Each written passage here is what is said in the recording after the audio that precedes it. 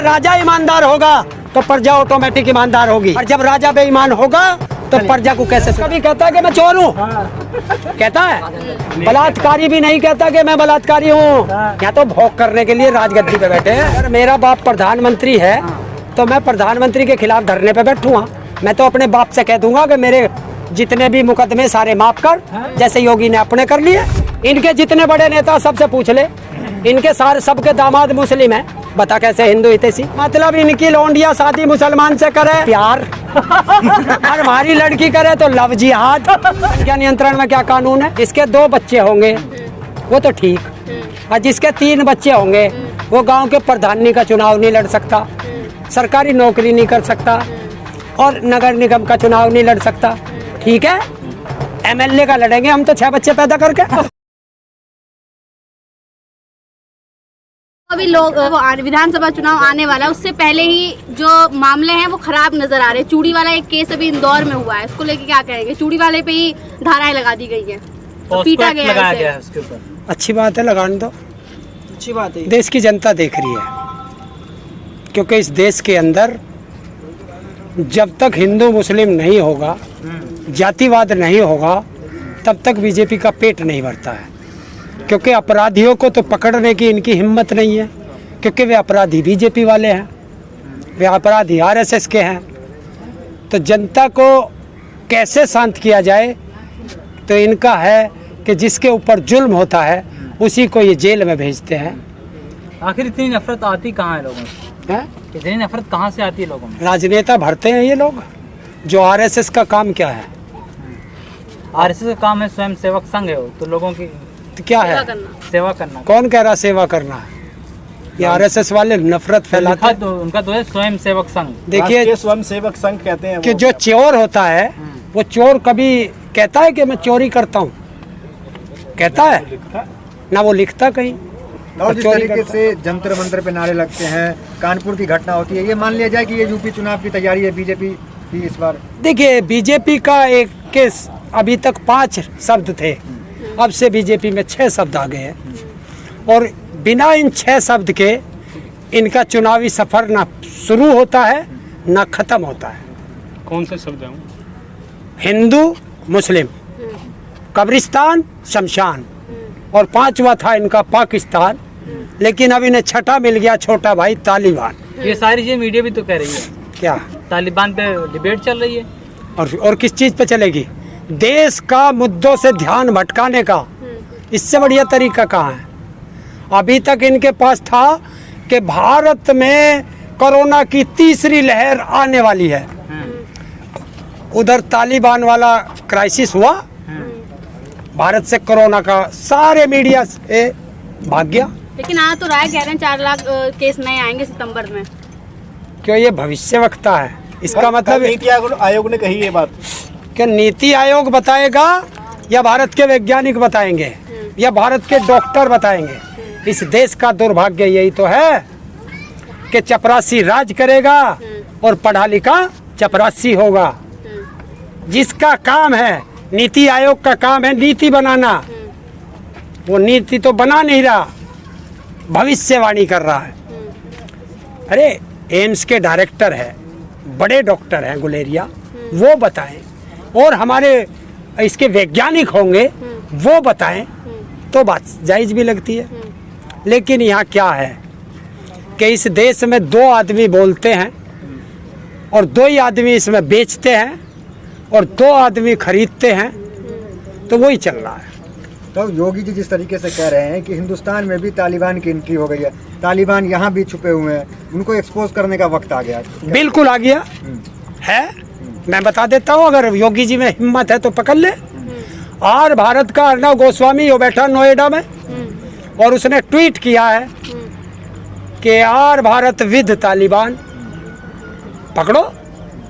लेकिन वो तो मुस्लिम में तालिबान खोज रहे हैं, हरे कपड़े में। और मैंने तो पहले ही बता दिया था कि 5 शब्द के अलावा इनका होता नहीं, इनमें हिम्मत नहीं कि अगर ये चुनाव लड़ जाए अपने काम पर, क्योंकि भारत का सबसे बड़ा बेरोजगार, उत्तर प्रदेश का बेरोजगार युवा जो रोज लाठियां खा रहा है, वो तैयार बैठा है, भारत का किसान तैयार बैठा है, मजदूर तैयार बैठा है, और जितनी कंपनियां बेच दी उनके कर्मचारी तैयार बैठे हैं तो आप कि कब हमारा वोटिंग करने का नंबर आए और कब इनको हम प्रदेश से और देश से भगाए। आप नहीं मानते हैं कि तालिबान यहाँ पे है? क्या? योगी जी जिस तरीके से कह रहे हैं, अगर हिंदुस्तान में तालिबान है तो भारत के प्रधानमंत्री को, भारत के रक्षा मंत्री को और भारत के गृह मंत्री को मिनट से पहले इस्तीफा दे देना जिस तरह से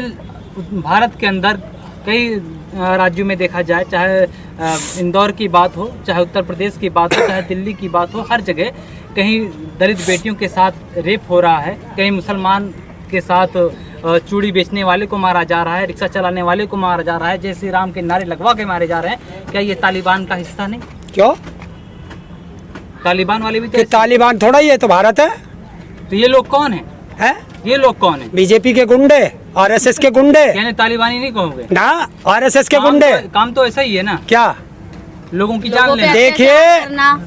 और बात सुनिए, रोटी खाना चाहे हिंदुस्तान में खा, चाहे अमेरिका में खा, चाहे पाकिस्तान में खा, चाहे लंदन में खा, सब रोटी मुंह से खाते हैं, कान से कोई नहीं खाता। तो अगर हत्या करनी है वो हत्या चाहे गर्दन काट के कर, इन्हें आतंकी चाहे मानते हो पेट आप? में छुरा घोट के कर, आतंकी हत्या मानते हो? हत्या होती है। आतंकी मानते हो आप? क्या? ऐसे घटना करने वाले को आतंकी मैं मानते हो आप? हत्यारा कहता हूँ। क्यों आतंकी कहते हो? आतंकी क्यों? आतंकी क्यों कहते हो? लेकिन क्यों? कहा तो जाता है कि भारत सुरक्षा आतंक सुरक्षित है। उनको कहते हैं। सुनिए, हम्म। आतंकवादी भारत में एक शब्द है कि जो विदेश से आके आते हैं उनको आतंकवादी कहते जो हैं। आतंक कर- अरे यही कह के तो तुम जैसों से ये आतंकवादी कहलवा कर उन हत्यारों को बचा लेते हैं। हत्यारा का हो इन लोगों को, जो भारत का संविधान कहता है। नफरती का हो इन्हें, नफरत फैलाने वाले का हो। अब इसी आरएसएस के संगठन से एक भारतीय किसान का एक मोर्चा बना हुआ है, भारतीय किसान संघ, जो आपकी बातों के साथ सहमत हो गया है। अब एमएसपी पर लिखित कानून को लेकर के आपके साथ साझा कर रहा है। आपकी बात के क्या कर रहा है? 9 महीने से कहा था वो, 9 महीने से कहा था। अब तो आपके साथ है और ना? सुन, वो तब सब हमारे याद- साथ क्यों होता? या तो वो कहे कि आरएसएस को हमने छोड़ दिया, या वो कहे कि जब तुम आरएसएस में तुम हो, आरएसएस की सरकार है तो सरकार से करा ले। मतलब अपने आप एक ड्रामा देश को दिखाने के लिए कि हम भी किसानों के साथ हैं और वहाँ हम बैठ रहे हैं धरने में। धरने में क्या बैठ? आपका मंच तो साझा किया ना उन्होंने। सुन, अगर मेरा बाप प्रधानमंत्री है तो मैं प्रधानमंत्री के खिलाफ धरने पे बैठूंगा। मैं तो अपने बाप से कह दूंगा कि मेरे जितने भी मुकदमे सारे माफ कर, जैसे योगी ने अपने कर लिए। राजनीतिक मुकदमा कहा जा रहा है। राजनीतिक मुकदमा है वो। कौन है? हत्या का मुकदमा राजनीतिक नहीं होता। आप आरोप लगा रहे हैं। क्यों? 307 का मुकदमा राजनीतिक नहीं होता। और पता है हाई कोर्ट के क्या, सुप्रीम कोर्ट के क्या आदेश आए? उससे पहले निपटा लिए इन्होंने। संत है, सुप्रीम अगर कुछ कोर्ट चल के रहा है। आदेश हैं कि जो भी आपराधिक मुकदमा होगा हाई कोर्ट और सुप्रीम कोर्ट से परमिशन लेनी पड़ेगी। ये दोबारा खुलेंगे, सरकार बदलने दो, सबके खुलेंगे इनके। संत मानते हैं कि नहीं योगी जी को? आप और नहीं, नहीं मानते हैं? संतों का काम है पूजा पाठ करना और सब चीज से त्याग करना। अरे तो सेवा करना भी तो होता है। कि तू गया था उन्हें जगाना 4 बजे। हैं? खुद बताता। अच्छा, मैं फिर वही कह रहा हूँ, चोर कभी कहता है कि मैं चोर हूँ? कहता है? बलात्कारी भी नहीं कहता कि मैं बलात्कारी हूँ। और आज जितने साधु सन्यासी होते हैं वो अपना सब चीज त्याग कर तो सन्यास लेते हैं, और यहाँ तो सब चीज को छोड़ करके साधु सन्यासी में लगा के कुंचा, यहाँ तो भोग करने के लिए राजगद्दी पे बैठे हैं। तो जिस तरीके से हिंदुत्व मॉडल को लेकर योगी आदित्यनाथ, जिंदाबाद जिंदाबाद। जिस तरीके से हिंदुत्व मॉडल को लेकर योगी आदित्यनाथ मैदान में उत्तर प्रदेश चुनाव में, क्या लगता है कामयाबी मिलेगी इस मॉडल पे? कि भैया हम हिंदू ना, हमारे पे शक है। आप ही की बात तो कर रहे हैं, आप ही की चीज को तो कर रहे हैं। कौन कर रहा? हिंदुत्व की रक्षा कर रहे हैं। ऐसे हिंदुत्व के ठेकेदार भारत में चाहिए ही नहीं, जो देश को नफरत की राजनीति में झोंकते हो। ऐसे नफरतबाजों के लिए हिंदुस्तान में कोई जगह नहीं है। हिंदू हितैषी पार्टी तो मानी जाती है बीजेपी ना हिंदुओं के लिए ना, तत्पर रहती है। कौन कह रहा? इनके जितने बड़े नेता सबसे पूछ ले, इनके सारे सबके दामाद मुस्लिम है, बता कैसे हिंदू हितैषी। मतलब इनकी लौंडिया शादी मुसलमान से करे तो प्यार, और हमारी लड़की करे तो लव जिहाद। ये दोहरा चरित्र क्यों? गलत बात बोल रहे हो आप, सबको नहीं कह सकते। लेकिन क्यों? सब थोड़ी नहीं है मैं कह रहा हूँ इनके बड़े नेता। लेकिन और उत्तर प्रदेश में गाय के कुछ हो जाए तो गाय इनकी माता, और आसाम में, गोवा में चले जाओ, त्रिपुरा में चले जाओ, नीचे चले जाओ साउथ में, तो गाय क्या इनकी। और पूछो, अगर हिंदू हृदय सम्राट है, इतने अपने आप को सारी उपाधि घरों बैठ कर दे ले, ये इनसे पूछो कि जब मनमोहन सिंह जी सरकार छोड़ के गए थे तब भारत से गाय के मीट की सप्लाई 19% थी तब आप तो एक्सपोर्ट, आप और आज 35% है।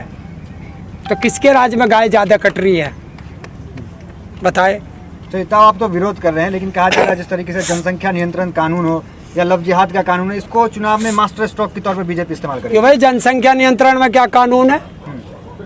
मतलब जिसके दो बच्चे होंगे वो तो ठीक, और जिसके 3 बच्चे होंगे वो गांव के प्रधानी का चुनाव नहीं लड़ सकता, सरकारी नौकरी नहीं कर सकता, और नगर निगम का चुनाव नहीं लड़ सकता।